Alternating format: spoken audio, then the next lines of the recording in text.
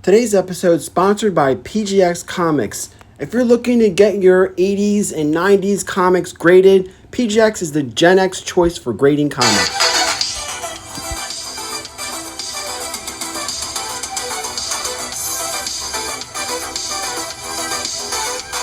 Hello, and welcome to a very special episode of Codename YouTube Hero 2.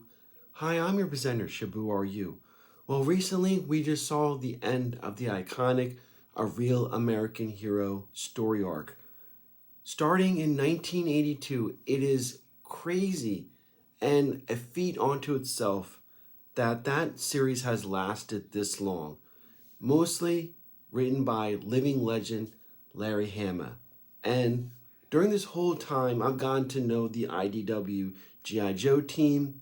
I've spoken with Larry Hama a few times regarding his work, and it's just been a wonderful ride. Now, I thought this would be a good opportunity to actually look back at the end of the Marvel run of G.I. Joe, A Real American Hero. Now, my regulars may have seen many of these issues during our PGX or EGS unboxing episodes, but I think it's good to revisit these key issues, especially to those fans that are new and joining us for the first time or recently. Again, I've been doing this since 2015, where our bread and butter has been recapping the IDW Real American Hero story arc.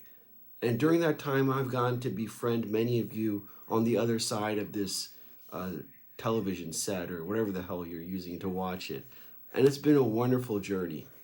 But I want to go back and focus in on these Marvel issues because, while people put issue 155 on the pedestal, and I've been saying this for the longest time, there are several issues, especially towards the end of G.I. Joe, that are worth taking note of and trying to pick up and secure. I do this for the fan because I'd rather see these issues go to a real fan versus some modern kid who's just doing it for monetary values and just flipping it. But the fact of the matter is you have to do your homework and you have to do your research. And I basically do that for you.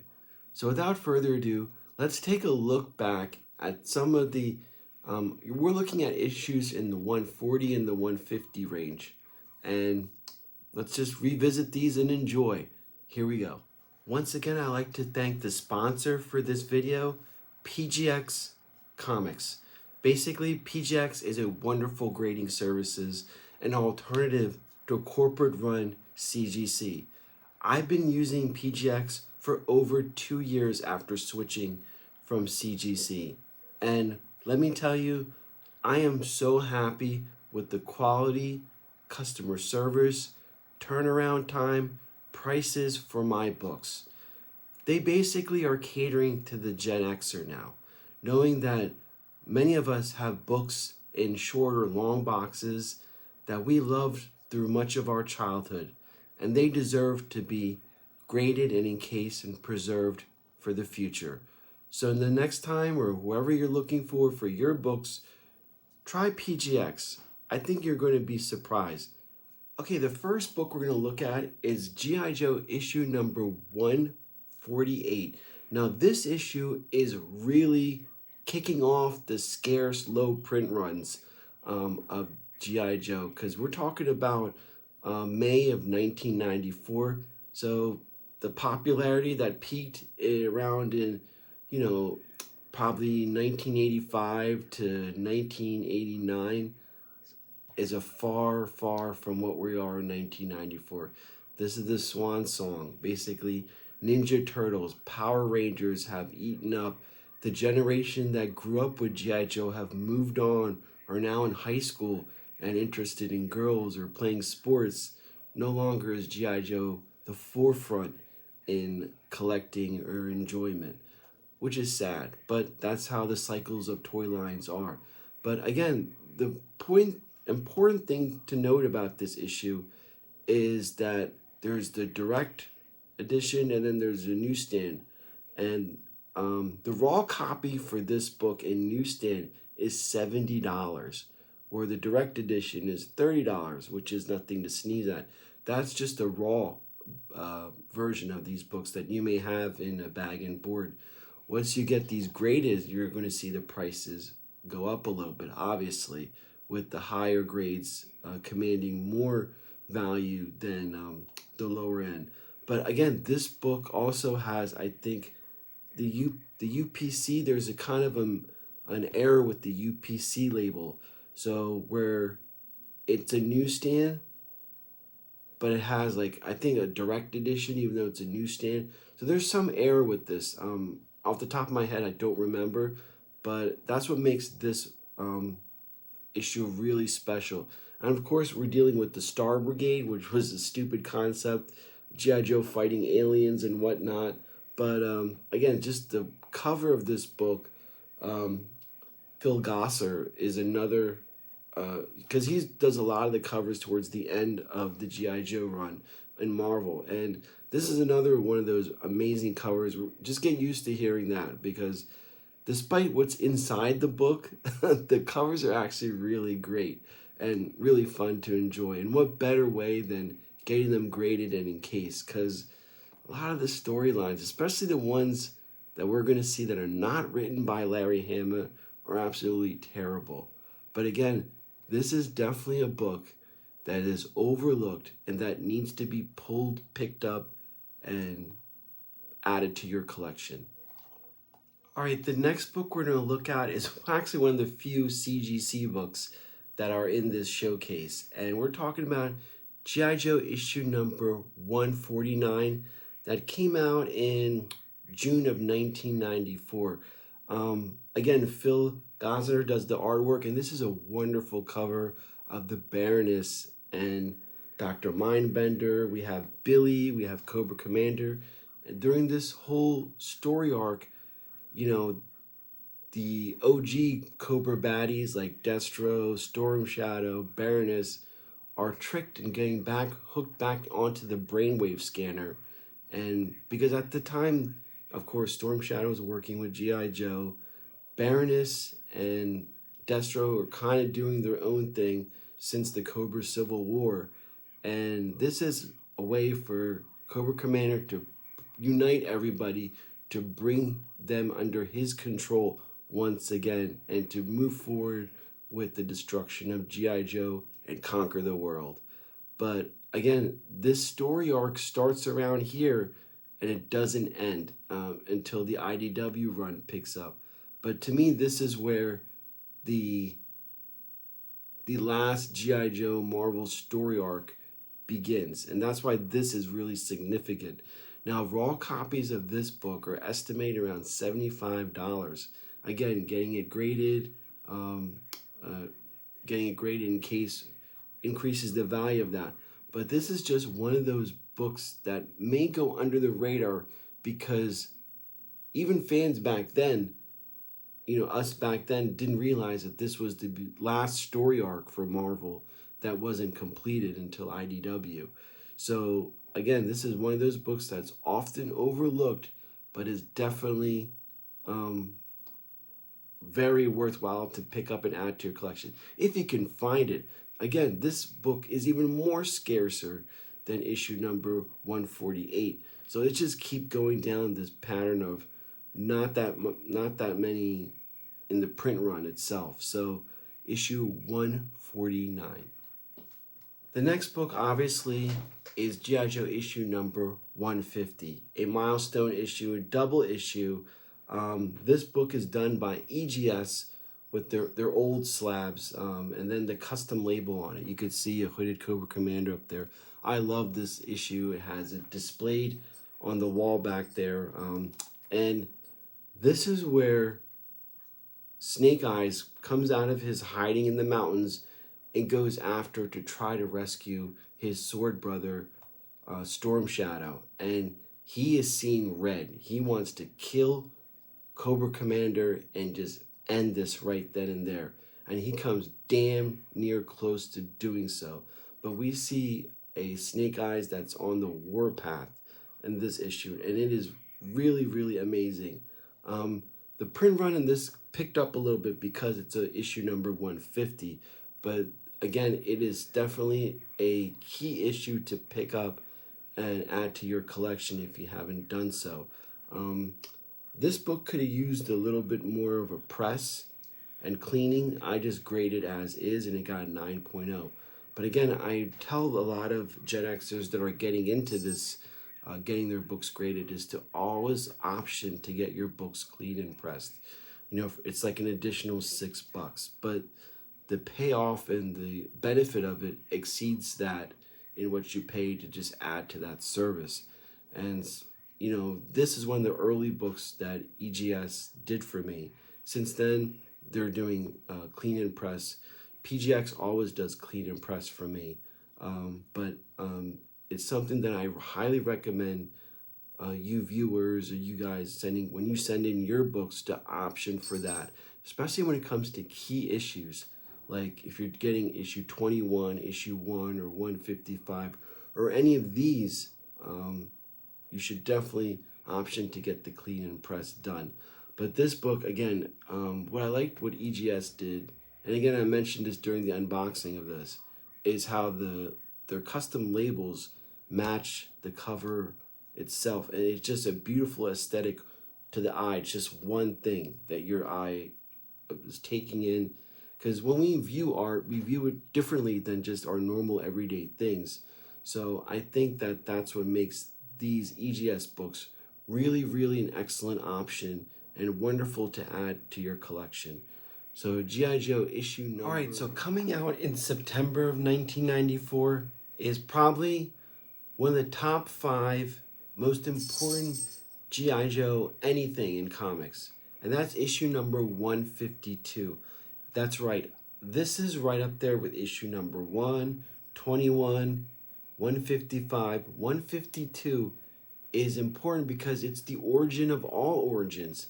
It's the beginning of the G.I. Joe team and how it was created through an executive order by none other than John F. Kennedy. I think this is the first appearance of John F. Kennedy in comics. That's not a positive statement, but I'm sure he was used in other things before. But the fact is we have John F. Kennedy in G.I. Joe comics, and that was pretty damn cool to see because my family is a huge JFK fan. In 1963, my father was given John F. Kennedy's P.T. Boat Pin Award from JFK himself. And we have the pin and the letter from the White House in my parents' living room that sits to this day. And it's one of those things that when it is time for my dad to go on to the next life, I'm definitely going to carry that with me with great pride that John F. Kennedy acknowledged my father. So that's when I see this issue, all these feelings come up, and that's what G.I. Joe and comics are all about. But this is a very important and sometimes overlooked key issue that I think that fans need to make note of and either look for it or acquire it and add it to your collection. Again, the print run in this is actually pretty low as well. We had that big issue number 150. Now we're going back to the low print runs again. So to have this issue is definitely worthwhile. I think it's amazing. The story on this is amazing. And this is probably one of the last great G.I. Joe issues that Larry Hama wrote. 155 is going to be another one. But 152 and 155 are the, amazing, wonderfully written, how they flow through the entire story. It's one of those issues that you could reread a zillion times and you'll still get the same damn effect. It's that damn good. So issue number 152, The Origin of G.I. Joe. Okay, obviously, naturally, we're coming into October of 1994, G.I. Joe issue number 153. Now, this issue, it should signify the beginning of the end. This is where the wheels come off. And if you were following back in the day, this is where you should have gotten an inkling that the end is closer than you think. we don't even have G.I. Joe writing, we don't have Larry Hama writing this, as Peter Quinos is the writer of this. And we have basically the C team doing the artwork. It's a collection of people. So it's basically the people that are sitting, we have them, you could picture the Marvel, the whole floor, and the ones in the corner in the back that are kind of sitting on the bench, they were given the assignment of, hey, you get to work on G.I. Joe this month. And boy, it shows that this is the B team of art. And it's just sad. The cover, draws you in, but the fact that, again, the story arc is absolutely horrendous. But still, this book, because of this, how scarce it is definitely worthwhile to pick up. We're talking about probably prices in the 50s for this issue, raw. So this is definitely a book, if you're able to find it because of the scarcity, to pick it up and put it aside. This book should have gotten cleaned and pressed. Like I was mentioning before, this was one of my early submissions and stuff. We're still feeling it out and learning it. But have I gotten a clean and press on this? This book probably would have been probably closer to a 9 than a 7.0. So I may eventually do that, get this book regraded with the higher grade once I get the book clean and pressed. But nonetheless, it is wonderfully done. I didn't get a custom. I got just a color label, not a custom label. So that's another thing. Plus, with EGS's new slabs, this is definitely one to revisit it and to reslab again, with the custom label as well. But this book is just, it's sad on so many different levels. The story, the fact that it's the end of G.I. Joe, it's just, this book just makes you sad. But it's monetarily, it's significant. So definitely pick this up. So it goes from bad to worse when it comes to, now we're in November of 1994, G.I. Joe issue number 154. That's right. This is the second to last issue of G.I. Joe. And the prices on these raw, $70, $80, easy. But again, you have Peter Quinos back as the writer. But you have Amanda Connor as the artist. Now, what I discovered is this isn't Amanda's best work. She just started. But we'll discover that as you go on Amanda Connor's career, she has contributed to some significant issues, like, what did I make note of? The 2014 Harley Quinn issue number 1, 2012 Journey into Mystery, 631 with an homage cover to Giant Size X-Men number 1.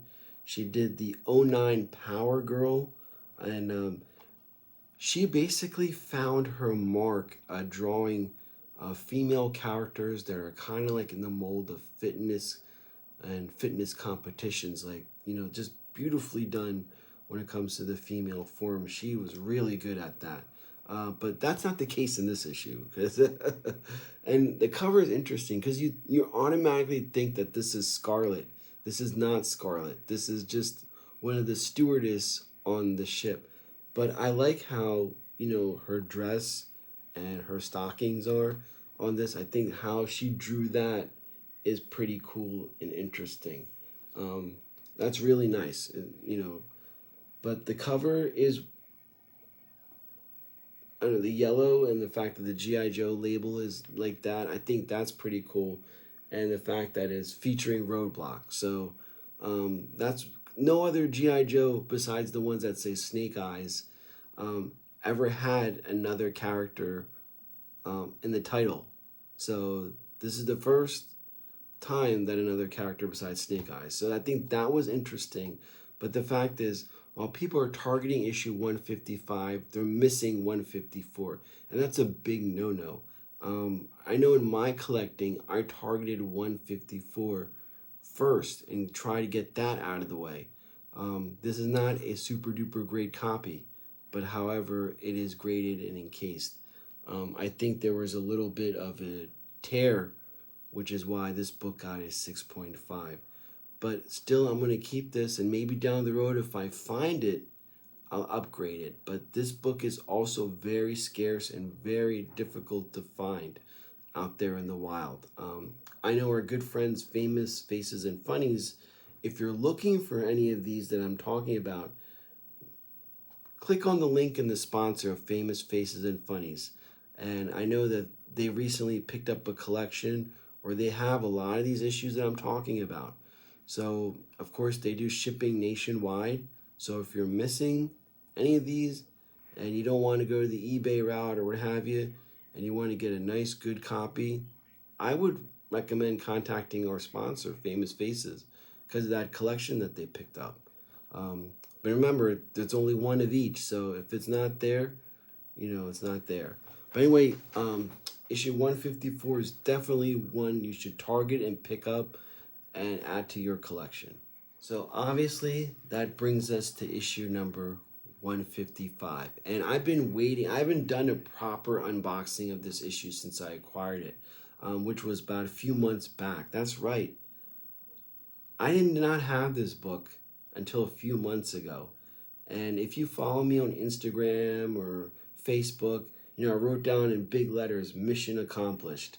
And the joy that I had to pick up this book, because this book skyrocketed, especially during that bullshit Snake Eyes Origins movie. The prices for these were just the ungraded of this was over $100. So you can imagine, the higher grades of this. Now this is a high, nice, good grade for me in my budget and price rate. And like I tell a lot of my regular viewers, look for, the real value are anything that's below a 9.8. That's the nice, good value for good key issues. Because these modern kiddos are pushing too much emphasis on 9.8s and CGC only. This just happens to be a CGC book. But just the fact that they're doing that, you're diminishing the book in itself. And this is a wonderful key book. And the one thing to note when you looking for these and picking these up, make sure that the subscription insert is included. If it's not included, that's no big deal, but it's going to be noted and affect your grading. And how I understand it is that, for example, my Hulk 182, the Marvel subscription stamp isn't in that. So that automatically, in the grading scale, that automatically lowers it. So it can no longer be a 9.0 to 9.8. It jumps down to like an 8.0 or 7.0 because it's missing something. And that book is spotless. So it would have gone to 9.8 if it wasn't missing that stamp. The same thing with this. If that insert is missing, then you're going to get a 7, regardless how prestigious it is. Now, this one does have the insert subscription, as well as the Neil Adams pull-out poster. Those are two things that you need to account for in this issue. And just the fact that it's a Neil Adams drawn poster, and he recently passed away, this book has jumped back up now because of that fact. And again, just the letter that Snake Eyes writes has basically segued into the IDW run. This is basically where we are today, towards the end, issue number 300. The words that Snake Eyes writes in his letter from Snake Eyes carried all the way to issue number 300 with Sean Collins, Wade Collins' son. And that was who he wrote it to, a young Sean Collins. And he eventually assumes the mantle of Snake Eyes before he was Kimakura in the Devil's Due run. And then he was, what was his name earlier? Gosh, he had another code name because Larry Hama didn't bring everything over from the Devil's Due, but he did take Sean Collins with him, and he expanded him. I think it was like Throwback or something like that. But anyway, during that issues 212, 215, when they were fighting a resurrected Serpentor, it was Sean Collins that basically was transitioning. Once Snake Eyes died, he assumed the mantle of Snake Eyes. So this book has had impact all the way to the end of the Real American Hero. So that's why it's grown in significance, value, and just in G.I. Joe lore. I can't believe that it's grown even more than what it already was. But when I got this book, I turned into a 9-year-old kid once again. I waited patiently. I did, I applied all the things that I try to tell you guys. Don't jump at the first thing. Be patient. Don't target those 9.8s or only, be open to that. And I got good value on this book to complete the Real American Hero Marvel story arc. And I want that feeling for you as well. That's what this channel is all about. To spread that feeling, to spread that notion, to educate, enlighten, come together. But I think, this is a good episode. What comes from a Real American with G.I. Joe after this remains to be seen. But we do know that there's going to be a version of G.I. Joe going forward. How it looks, how it's going to be, is all remains to be seen. But we know with the popularity of the classified figures, there is a market, there is an audience. And the fact is, G.I. Joe's comics, when I first started this in 2015, I was shocked at the low numbers that G.I. Joe was attracting. And it was all the death of Snake Eyes that triggered me to get back into this line and to share with everybody.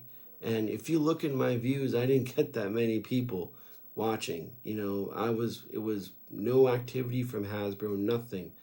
Guys like me, HCC 788, Timmer from Half the Battle, G.I. Joeberg, Peg Warmers, Joe Motion 82. A lot of us core guys that have been providing you guys content even in the dark ages. I mean, seeing how G.I. Joe is popular now, it just brings a warm feeling. And getting all these people back into G.I. Joe, is a wonderful thing. But at the same time, don't forget to acknowledge those guys that were there when there was nothing. And we need you to hit that subscribe and like button and support us OGs to keep going forward and keep providing you content and education at the same time. It's not about subscription, the number of subscribers, or getting YouTube money. I could care less about that shit.